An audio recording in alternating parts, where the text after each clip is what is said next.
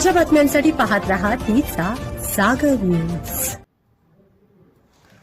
अजित पवार यांचा राष्ट्रवादी पक्ष मोठ्या अडचणीत, निवडणूक आयोगाचे थेट सुनेत्रा पवार यांना पत्र। निवडणूक आयोगाचे सुनेत्रा पवार यांना पत्र पाठवले आहे। पक्षातील बदलाचे कागदपत्र सादर करा असे निर्देश देण्यात आले आहेत। निवडणूक आयोगाकडून वैध कागदपत्र प्रस्तावांची मागणी करण्यात आली। काही दिवसांपूर्वी उपमुख्यमंत्री सुनेत्रा पवार यांच्या राष्ट्रवादी पक्षाच्या राष्ट्रीय अध्यक्षपदावर आक्षेप घेण्यात आला होता। राष्ट्रवादीचे माजी राष्ट्रीय सचिव सच्चिदानंद सिंह यांनी या आक्षेप घेतला होता।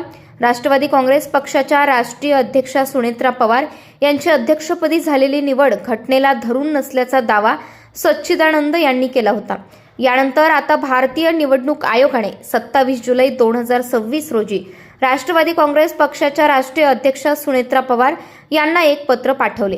पक्षाच्या घटनेतील अनेक बदलांना समर्थन देणारी आवश्यक कागदपत्रे आणि प्रस्ताव सादर करण्यात आलेले नाहीत असे आयोगाने या पत्रात म्हटले आहे। आयोगाच्या मते 26 फेब्रुवारी 2026 रोजीच्या राष्ट्रीय अधिवेशनाच्या ठरावात केवळ कलम 18(1) मध्ये दुरुस्तीचा उल्लेख आहे। तथापि पक्षाने कलम 6, 7, 12, 32 आणि 36 मध्येही बदल केले आहेत। या बदलांना मान्यता देणारे प्रस्ताव आयोगाला प्राप्त झालेले नाहीत। त्यामुळे आयोगाने या दुरुस्त्यांच्या समर्थनार्थ पक्षाकडून वैध कागदपत्रे आणि प्रस्तावांची मागणी केली आहे।